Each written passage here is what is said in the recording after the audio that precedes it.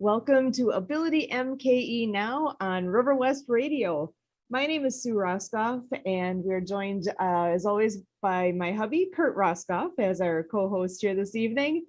We are glad to be here as always. Ability MKE Now is a show all about integration and bringing people with disabilities and people that don't have disabilities together, enjoying life here in the Milwaukee area. We all have our own personal strengths and weaknesses, right? Some people, or some things that we're really good at, other things we find to be more of a struggle. We all have different abilities.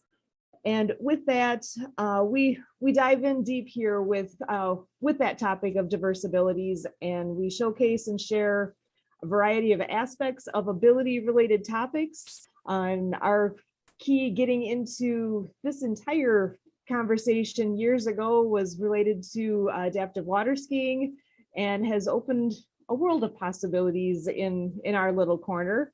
And it's given us the opportunity to meet some absolutely amazing and impressive people in our time here with what we've all been blessed with the ability to do. So I want to bring Kurt in and actually turn things over to him to give a great introduction to a wonderful friend who is joining us this evening. Kurt, can you come on in and introduce everybody to Zita, please? Sure. As I lead into that, I just want to, keep the premise of the show alive here. Ability MKE Now, founded to give great consideration to our Milwaukeeans with disabilities. And to open up the topic, I get the conversation starter out thinking of our Milwaukeeans with physical disabilities, Milwaukeeans with intellectual and developmental disabilities, our deaf community, blind community, everybody around Milwaukee who lives in a life of chronic pain, those around that have a mental health diagnosis, and everybody in Milwaukee that has a goal of substance use reduction. And then when we get into this, we open up the topic of the Americans with Disabilities Act, where many might not realize that Milwaukeeans are protected if they have a sensitivity to electromagnetic fields, EMF energy, that, we need to pay attention to the remote controls that we have and all this Bluetooth thing and all that kind of stuff. Everything we throw into the air could create a disturbance for somebody physically. And when it becomes that, experience that keeps them from an activity, now it converts to an access issue. And then we also have chemical sensitivity, is an issue. So to really be inclusive, once in a while we got to think about not using our perfumes and stuff like that. If we're aware that somebody in our group might have a sensitivity to that, which would prohibit them from staying and enjoying our activities. So lots of considerations to be had. And this evening, kind of revisiting the birth of our daughter, because birthing is the topic of tonight. And our daughter was born premature. And so for sure in prenatal care and in birthing and taking care of babies and mothers, there's a whole realm that, maybe some of us are out there that don't know a lot of the expansive knowledge and training and education that goes into making sure that that goes as well as it can. And we do know that there are some disabilities that are acquired actually through the birthing process. So tonight, we are pleased to present again, returning as a guest here at Ability MKE Now on River West Radio, is Zita. And I met Zita through the Happy Neighborhood Project, free happy business networking, happyneighborhoodproject.com. And so we do these Zoom meetings. And through these Zoom meetings, I met Zita and we did a follow-up one-to-one. And I'm learning about all this, her devotion, in this whole realm. And I love to do these shows. And I told Zita, kind of the idea of doing shows. And what happened? We worked with Zita to create, it's not yet here on River West Radio, but kind of, sort of through Ability MKE Now it is, but it's the world of women It's a podcast available through Zita and Zita's Healthy Beginnings. So that is the nonprofit that serves this whole realm, and tremendous nonprofit project for the future to build a maternity hospital out in Pittsburgh and out in Nigeria. So we are involved as the Roskopf family. You know, we are helping Zita's Healthy Beginnings in some fundraising with a fundraising event August 15th. And so there you go, you know, dealing with the miracle of birth, dealing with show business, the World of Women podcast, and the nonprofit work of Zita's Healthy Beginnings, and on we go from there. So Zita, why don't you come on in here and tell our audiences a little bit more about what got you started? And when we're talking to the topic of disability, what does a midwife learn in that birthing process, and when something is happening that might cause that neurological change for the baby and might have a lifelong effect? How does that all work? Yeah, thank you so much, Kat and Susan, for having me on this radio. And it's an honor to come back and talk about who I am and what I do. My name is Zita. I am originally from Nigeria, and I nurse and a midwife. And I work with women and children.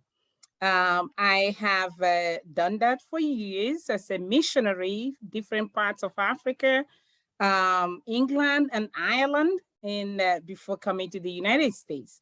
And it has been really a joyful, for me, journey, life purpose to work with women and children. Birthing is really a joyous thing. It's not a life sentence. It's not a death sentence. And unfortunately, in our culture today, some women have experienced not so good experience, but some in the process have also lost their life, and including some babies also. So and that's what we don't want to hear. It breaks my heart to know that something that should give joy, if not taking care, is not taken, turns out to be a disaster. And when that happens, it's not only for the family, it is for the whole society, because we know that any woman who is not only stands for herself, but represents the whole family, a whole society, and a nation. And that's why we encourage everyone to really support women, because we know what women stand for in our society, family, and the globe. So I work to make sure that we reduce the number of deaths happening among women and children. So when women get pregnant, a lot of things happen in their body. A lot of changes happen in their body. They are carrying a human being who is in the forming. And we know that there are critical elements that come together to form this baby. And we also know that when things don't go the way you expect them, some disabilities can actually result from there. That's why we encourage everybody to please support any pregnant woman or any woman who is raising a baby, because it takes really more than just, it takes a village to support, to raise a single child. And in our society right now, people are so busy, people are so distracted, we even take pregnancy for granted. And is there any wonder then that we're dealing with what we're dealing with now? Because we're not giving more attention to what really deserves attention, and that is bringing another life. It literally takes life to give life. A woman who is pregnant really gives her whole life to it, gives her whole energy to it. That woman needs support from the partner, from her family, extended family, from even the government. All our policies that really support women must be activated, must be employed once a woman gets pregnant. We know she needs a whole lot, from prenatal care to planning for that birth, from birthing to making sure that the baby is really delivered in the right way. Some women have it easy, they have their natural birth, no problem. Others will need a little bit of help. Some need actually to be cut open to get out the baby safe so that the mom and the baby will be healthy. All of these are not easy. We don't want to take them for granted. These are precious, precious stuff that go on in a woman's life that we take for granted. And it shouldn't be taken for granted because women take a whole lot. Today, we are noticing that many pregnant women are suffering with mental health issues, which will really go through it, but then that transfers to their babies as well. Because guess what? Whatever a woman internalizes while she is pregnant passes through the placenta and to the baby, whether we want to hear that or not. All of that happens. And the question is, how are we really supporting women today? Pregnant women, what kind of support are we providing to them? COVID has happened, it's still happening in so many places today, and women are still coping with the normal challenges of pregnancy in addition to this COVID. That's an extra challenge. The question is, how are we reaching out to women to support them mentally? Because they need that mental sanity to be able to bring healthy babies to the world. How are we supporting them to eat, to rest, to provide them with all that they need, the prenatal vitamins that they need to take? Because these vitamins really help both the woman and the baby, forming all the brain, the neurons we're talking about, the nervous system, because once something goes wrong there, it has that impact for the rest of the baby's life. And we don't want that to happen. I'm emphasizing that every single person in our society today needs to support pregnant women and mothers who are actually taking care of babies. We are hearing what is going on right now about the breast milk substitute. And we have always supported breast milk. Through all the ages, animals have always fed their babies their breast milk. And that is the best milk to feed a baby. I know there are all kinds of misconceptions there, brainwashing going on, to tell people that you can substitute. Yes, there are space for substitute. When a woman is in trouble after birth, you can do that. When a baby has issues after birth, and if the mom is not able to express her breast milk, yes, you can go for substitute. Substitute has its own place. But what is going on is with the whole business of making sure the breast milk substitute is a big business. Therefore, we tend to undermine everything else and promote that. But today, with one virus, it's causing a lot of problems. So I am here to please plead to all our women to please reconsider. The priority is breast milk. But if you're not able to do that for any reason, then you can resort to breast milk substitute, because there are a lot of benefits to breast milk that even helps with some of the abnormalities that happen to babies, like the prematurity, for example. We encourage a premature baby do much, much better when they get that natural breast milk. But if they're not able to do that, that's okay. That's when you resort to the other one. But nature is nature. Let us go through nature and have nature support us and support our universe. And I thank you for this opportunity. And Zita's Healthy Beginnings have podcast, as you have said, Kat, and we are looking forward to having people come to our podcast every Wednesday, every Tuesday at 8 p.m. Eastern.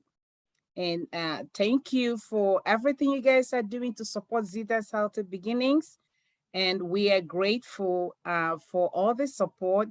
And we continue to encourage people to do what they need to do to make our world a better place for everybody, and especially for women and for children.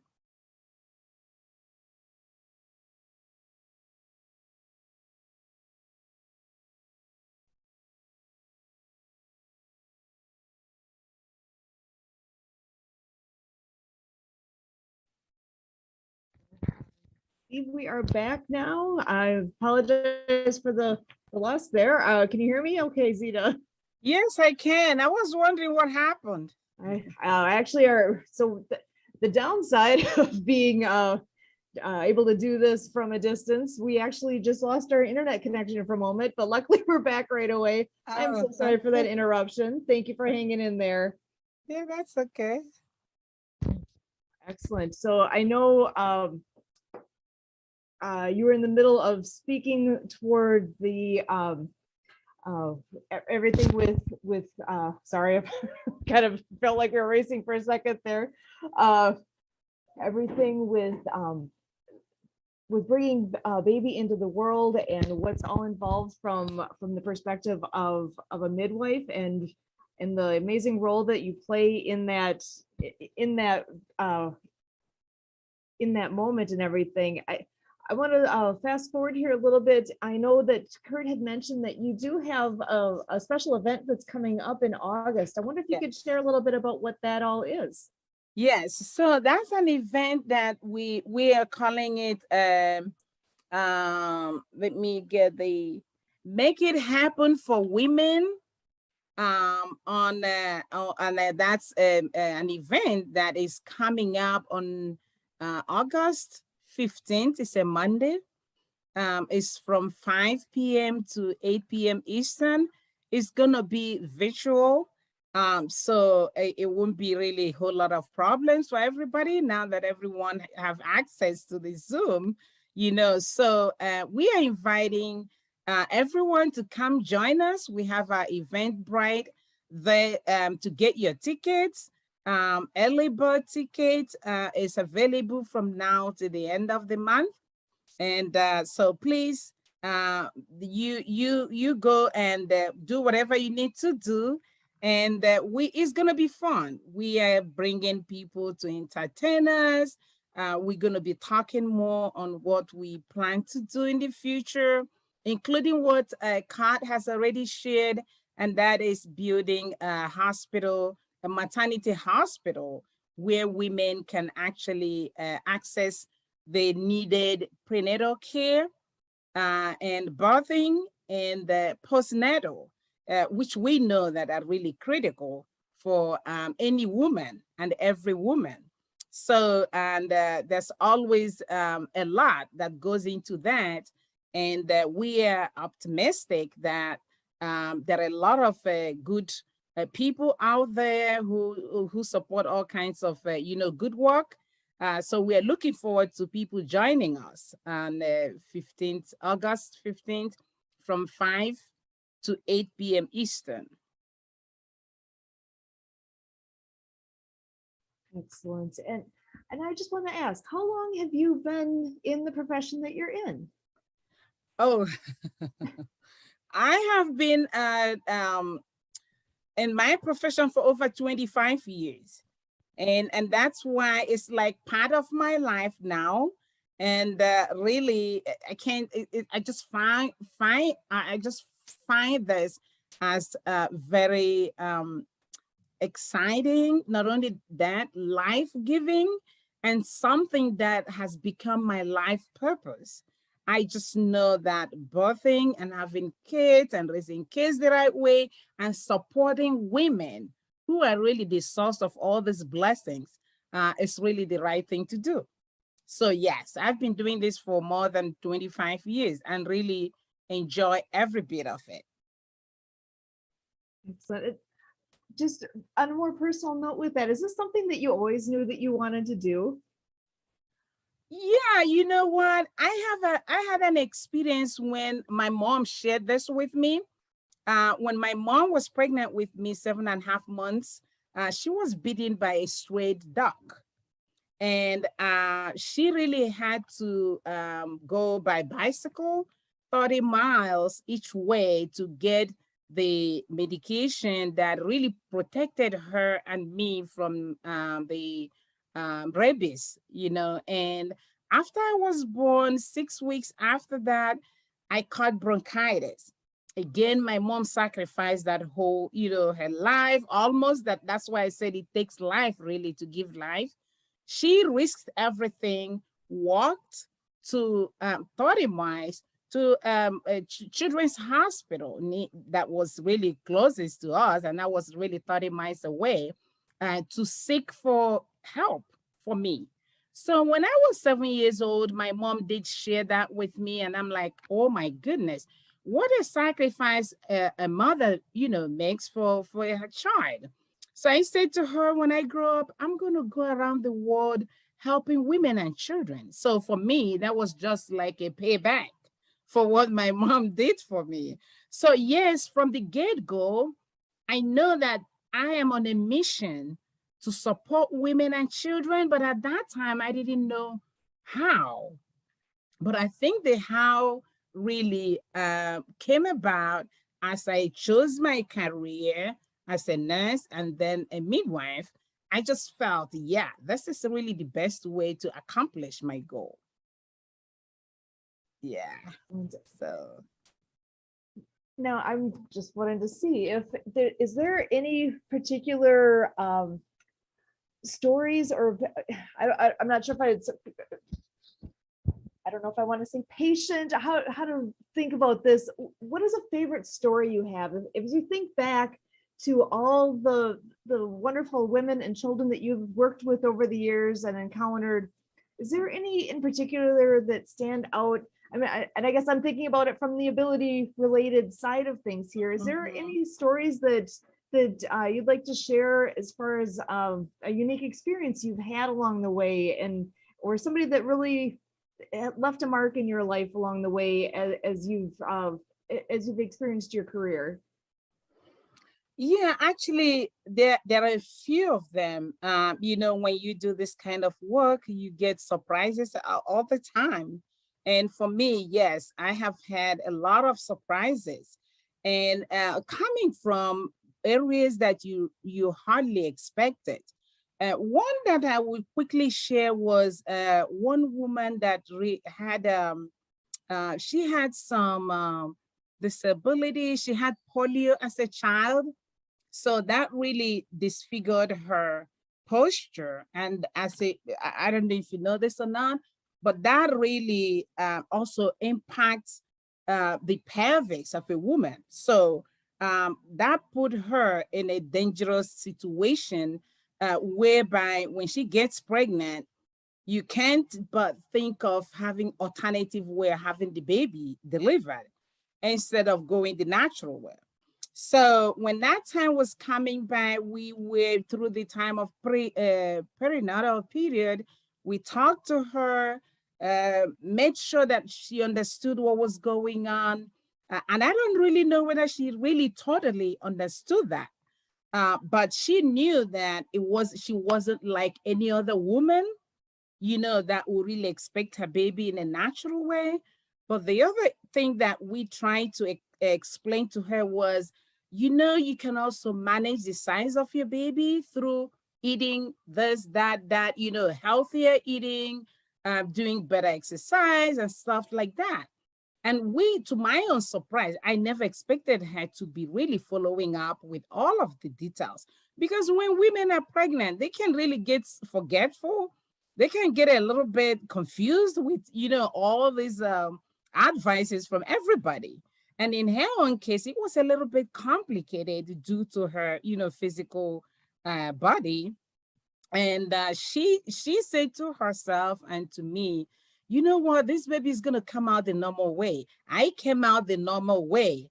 This baby has to do that. I'm like, okay, let's just see how that works. She did not know when she fell into labor. It was her first baby, and that happens to a lot of first-time moms. And by the time she got to us, the baby was already, you can't just stop it. So she really, we didn't know what to do. We didn't know what to expect, but God's so kind to this lady. By the time we got her ready, within 2 hours, the baby was out. So we were like, how on earth did this happen? So this is where God sometimes surprises us and says, I am in charge. You are not in charge.